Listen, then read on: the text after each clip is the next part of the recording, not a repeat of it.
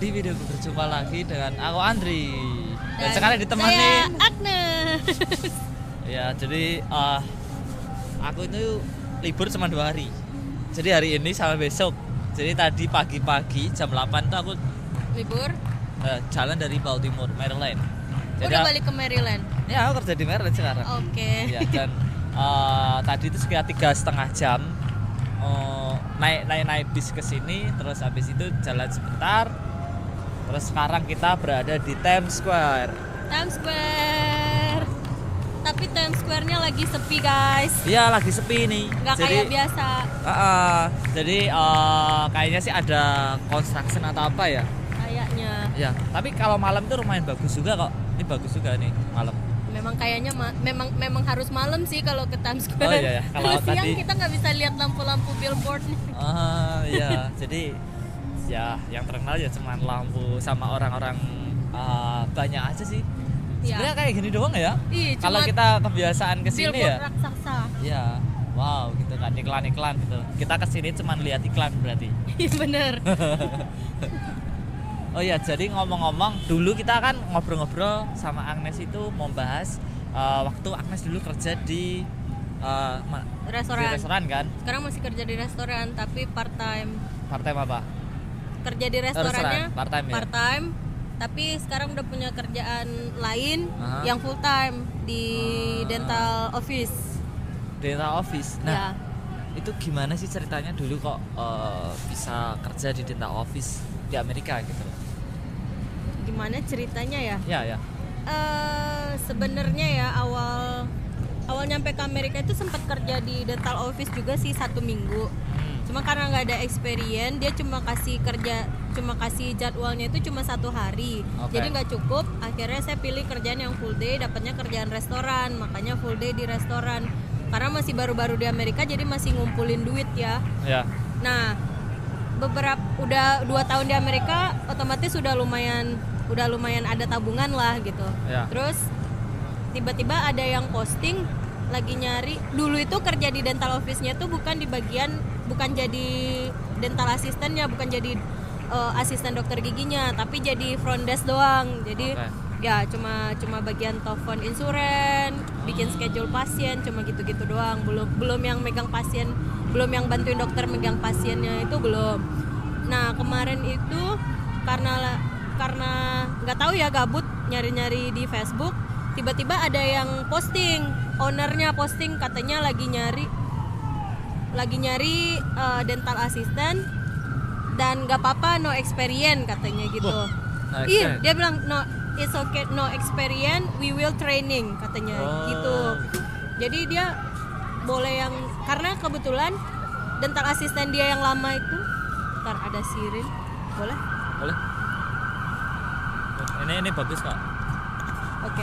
Terus jadi dental assistant dia yang lama itu tiba-tiba pengen berhenti balik ke negaranya. Jadi dia butuh cepet, makanya dia bilang we will train. Jadi kebetulan di Indonesia kan saya juga kuliahnya di kedokteran gigi tapi belum tamat ya. Jadi kenapa enggak? Jadi saya kirim email ke ownernya, langsung ditelepon paginya, interview, dia nggak nanya-nanya, langsung disuruh kerja besoknya, langsung di training besoknya. Wah. Ke besok harinya. Untung ya. Jadi hidup di New York itu memang agak susah ya? Susah nggak? Gimana sih? Kayak living cost juga pastinya. Iya, kalau kita dengar dari kalau dulu sih katanya memang di New York itu hidupnya living cost-nya tinggi. Ya. Itu benar, kalau living cost di New York itu tinggi. Tapi selama kamu punya pekerjaan, mau itu kerjaan apapun, mau kalian dibayar minimum wage sekalipun, kalian masih bisa untuk hidup kok di New York. Dan bukan untuk hidup aja, kalian masih bisa beli kayak handphone, kayak iPhone baru, itu masih bisa. Karena di New York kayak duit nggak bilang ngeremehin ya, tapi kayak duit itu kayak nggak berharga gitu di sini, guys. Bukan duit nggak berharga, maksudnya kalian dapat duitnya itu cepet dan ngabisinnya cepet banget juga gitu loh. Jadi kayak gitu. apalagi sekarang pandemi ini, setelah habis pandemi ini apa-apa itu naik loh. Iya. Ngerasa nggak? Bener. Kayak aku tuh biasa belanja semama $50 itu dapat banyak gitu kan. Sekarang aduh kok segini aja $50 gitu. Bener. Taxnya juga naik kan? Ya inflasi ya, pajaknya berarti ya. inflasi di Amerika sekarang. Bener. Bensin juga naik, gila. Bensin naik 2 kali lipat ya 2 katanya. kali lipat. Iya, aku yang sering naik mobil jadinya tuh kerasa juga untuk kemana-mana gitu.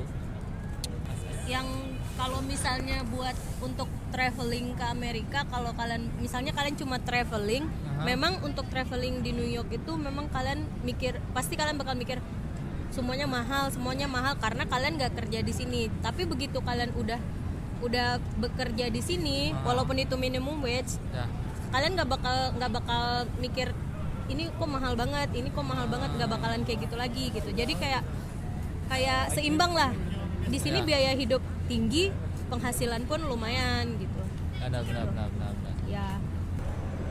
Oke ya teman-teman, jadi Anes ini juga mempunyai YouTube channel. Dia ini sering buat video tentang bagaimana hidup di New York gitu kan.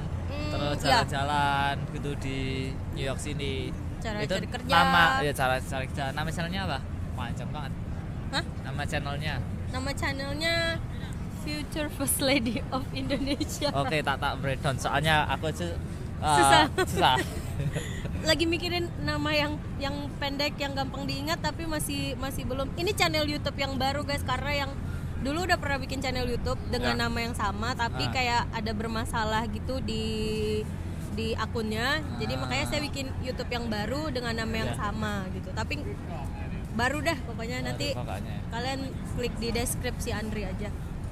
Oke, terima kasih ya teman-teman udah nonton videoku kali ini. Sampai jumpa di videoku selanjutnya. Saya Andri bersama saya Agnes. Sampai jumpa di video selanjutnya.